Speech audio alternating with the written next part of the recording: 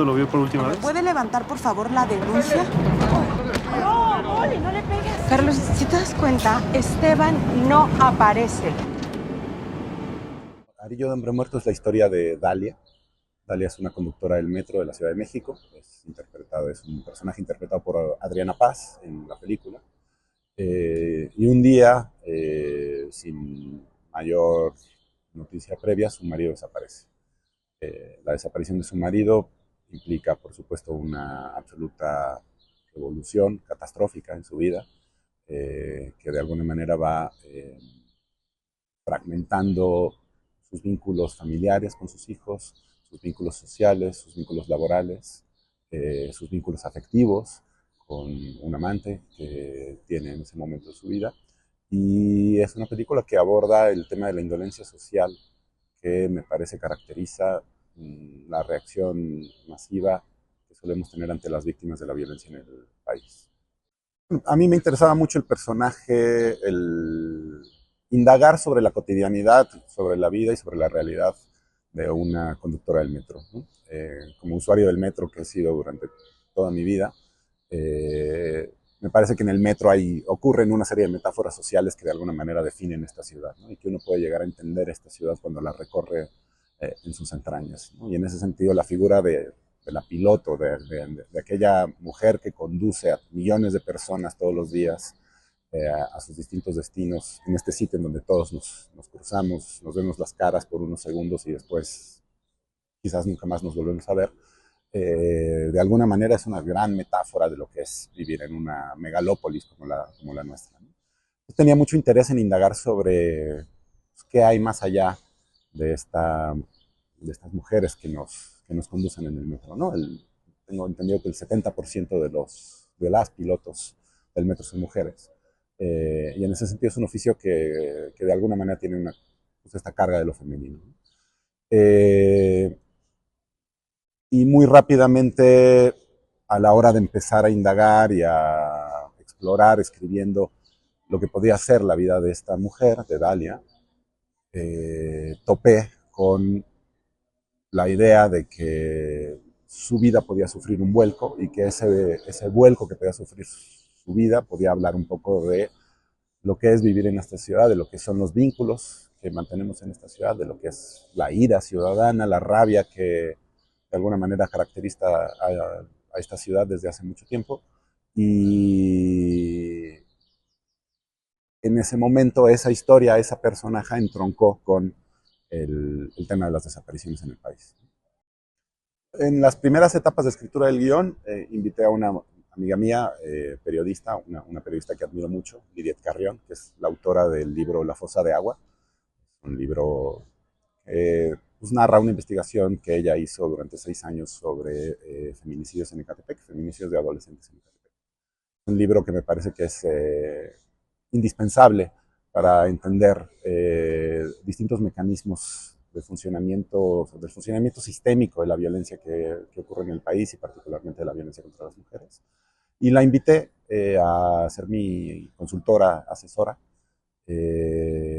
Trabajé con ella un par de versiones del guión, ella como lectora, como comentadora del guión, y me facilitó una buena cantidad de materiales de su propio archivo que me permitieron entender sobre todo el funcionamiento de la ineptitud del sistema de justicia mexicano, de su profunda burocracia, de su absoluta indolencia frente a este tipo de sucesos. Y fue una guía como muy, muy importante para construir la verosimilitud y el realismo que la película necesitaba, ¿no? Creo que lo que la película busca, de alguna manera, es transmitir la experiencia de la incertidumbre de tener a un familiar desaparecido y la desesperación que implica el no tener redes de apoyo verdaderamente funcionales, particularmente desde el Estado, para poder acompañar estos procesos. En ese sentido, la construcción de los personajes de la película, un poco en sí, partía de hacer toda la película desde el punto de vista de la protagonista. Es decir, no es... La película parece tener la construcción de un thriller en donde van apareciendo pequeñas pistas, pero en realidad es un anti-thriller, porque claramente esas pistas no van a conducir a una búsqueda heroica como las que estamos acostumbrados a ver en el cine más comercial y que atiende más como a los géneros más establecidos, ¿no? Entonces, en ese sentido, toda la película está narrada desde el punto de vista de Dalia, desde la poca información que recibe, desde el trato que distintos personajes de su vida cotidiana y de la vida laboral de su marido y del sistema de justicia nuevamente le prodigan, y desde ese no saber, que es, me parece, la constante en estos acontecimientos, ¿no? Entonces, a partir de ahí, el trabajo de escritura de guión fue colocar a la personaje protagonista en ese lugar y ver de qué manera esa sensación de incertidumbre y esa sensación de desamparo y de desesperación va afectando los vínculos que tiene construidos en esta pequeña estructura de vida que todos tenemos, que es lo que llamamos cotidianidad, que tiene que ver con la gente que vemos diario, la gente que tenemos que cuidar, ¿no? Ya sean hijos, adultos mayores, y cómo todos esos vínculos se van trastocando ante esta situación en donde nadie sabe qué pasó, en donde no tienen la información suficiente para procesar lo que está ocurriendo y no existe ningún faro, ningún guía, no existe ningún héroe, ninguna heroína que permita aspirar a que haya una solución de la situación, ¿no? Cosa que me parece que es lo más fiel a la realidad de este tema. Bueno, yo tuve el enormísimo privilegio de que Adriana Paz aceptara hacer la película. Adriana Paz es una actriz absolutamente extraordinaria en múltiples sentidos, pero además creo que hubo una conexión muy particular entre el guión, entre la historia, entre la personaje que yo diseñé a la hora de escribir este guión y Adriana, en donde en muchos momentos sentí que la interpretación que Adriana hacía de Dalia era superior a cualquier cosa que yo hubiera podido imaginar, ¿no? Entonces, en ese sentido, el trabajo con Adriana fue un trabajo de colaboración absolutamente horizontal, ¿no? Desde hace tiempo vengo cuestionando mucho esta idea del director que emite órdenes y que los demás obedecen, y me parece que, como siempre decimos, las películas se hacen con un equipo de gente creativa que pone fragmentos de su creatividad a disposición de lo que un guión está planteando como una posible película. Y en ese sentido, pues Adriana es una coautora de esta película, es una constructora absoluta del personaje de Dalia, es una actriz con un rigor y un profesionalismo fuera de serie, que todo el tiempo está subiendo su propio estándar, manteniendo un estándar de interpretación y de cuestionamiento acerca de lo que el guión le plantea que tiene que hacer, buscando los mejores caminos para lograr que la escena sea lo más efectiva emocional y en términos emocionales. Y eso genera un clima de trabajo que obliga a todo el ensamble actoral y a todo el crew, y por supuesto, principalmente a mí como director, a subir, a subir ese estándar, ¿no? Entonces, lo que tienes ahí es a un motor constante de creatividad, de cuestionamiento, de desafío, que, que te lleva a sacar lo mejor de ti mismo en términos profesionales, ¿no? Y en ese sentido, pues es un absoluto privilegio, ¿no? Haber podido trabajar con Adriana en esta película, la forma en la que ella aporta su propia experiencia de vida, su propia entendimiento de las distintas relaciones sociales, su propio conocimiento de este tipo de situaciones a la personaje, pues es invaluable. Creo que hay un dilema muy importante cuando uno aborda la representación realista de situaciones sociales, que además en este caso son profundamente dolorosas para todos nosotros, espectadores y para quienes hicimos la película. Eso conlleva a que en muchas ocasiones, y me parece que lo hemos visto, hay un espectador que conoce la realidad en la que habita y que cuando ve la realidad retratada en pantalla, es un espectador que cuestiona muchísimo el contenido de las películas, los distintos dispositivos narrativos y dramáticos que presenta, y particularmente los distintos modelos de representación que además hoy en día están en crisis. Cuando yo decidí abordar esta película, la decisión más convencional que se suele tener alrededor de estos temas es generar una imagen que tenga una apariencia documental, como muy naturalista, con muy poco uso de elementos estéticos, ¿no? Tratar de buscar una imagen como muy neutra para que eso transmita una sensación de realidad. Y me parecía que ese esquema está condenado a cierto fracaso, porque este espectador que es profundamente crítico, que está profundamente informado, que conoce lo que está pasando en el país, es un espectador que cuestiona a cada momento lo que la película está ofreciendo en términos estéticos. Y en ese sentido, la lectura de una serie de textos de un fotógrafo japonés que se dedicaba a hacer street photo, tuve una etapa en la que estuve muy interesado en la foto callejera, es un fotógrafo japonés que se llama Daido Moriyama, trabajaba blanco y negro en alto contraste, planteaba justo esto que provoca el blanco y negro, que es una transformación hacia lo icónico de parte de lo que se fotografía en la realidad, ¿no?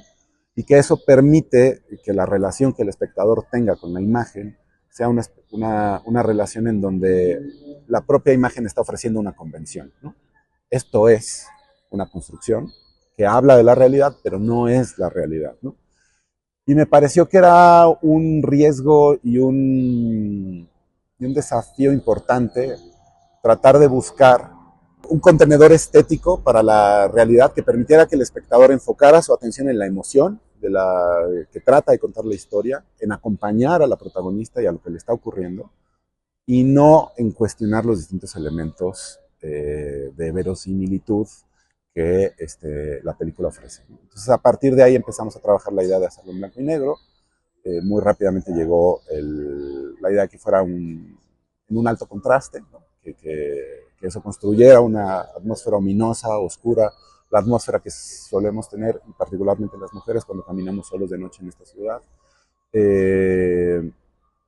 Y a partir de distintos acercamientos a cómo fotografiar el metro, el blanco y negro permitía también deslocalizar geográficamente el metro, ¿no? Este metro naranja que todos conocemos, que no sabemos de memoria los recorridos, qué estación viene después de cuál, ¿no?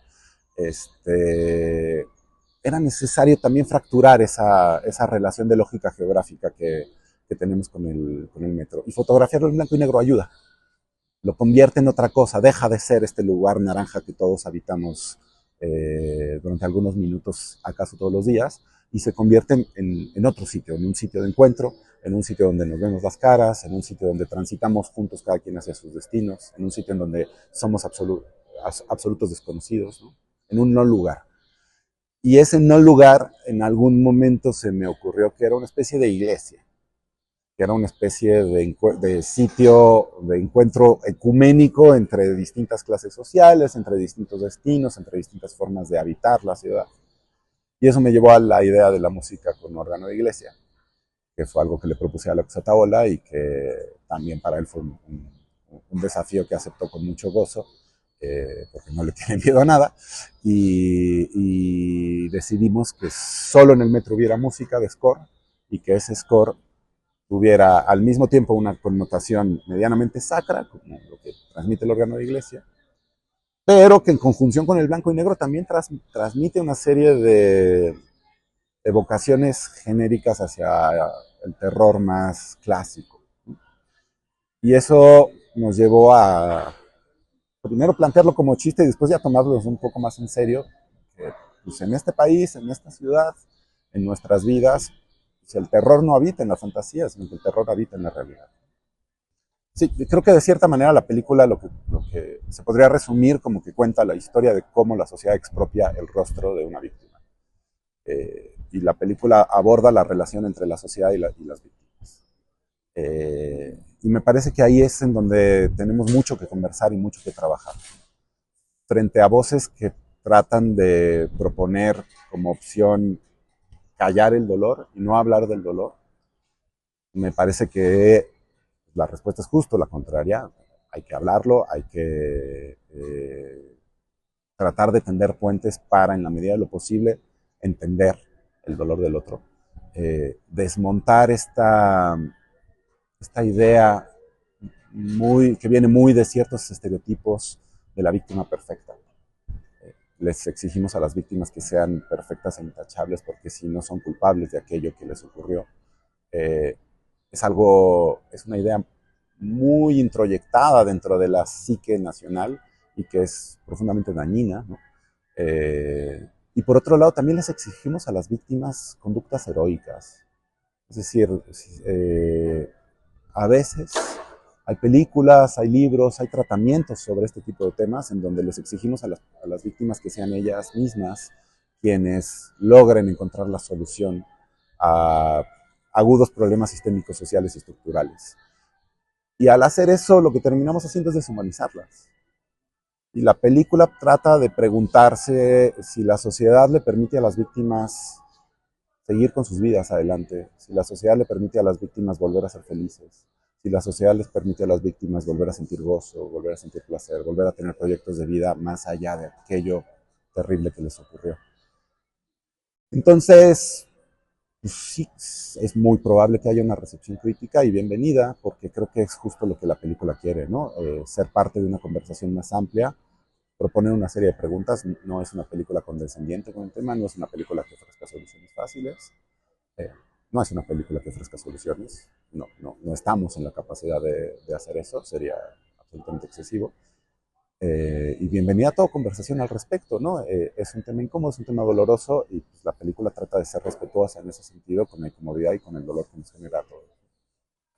Hola, ¿qué tal? Soy Alejandro Gerber, soy el director y guionista de la película Arillo de Hombre Muerto. Es una película que aborda el tema de las desapariciones en el país desde la perspectiva de una conductora del metro. Es una película dolorosa, es una película que plantea preguntas que pensamos que son muy importantes de hablar. Y es una película que invita al diálogo y que invita a tratar de entender desde una perspectiva más amplia todo esto que nos está ocurriendo socialmente en los últimos años. Además cuenta con la actuación de Adriana Paz, que es una actriz extraordinaria y que en esta película me parece hace un despliegue muy importante de toda su potencia histriónica.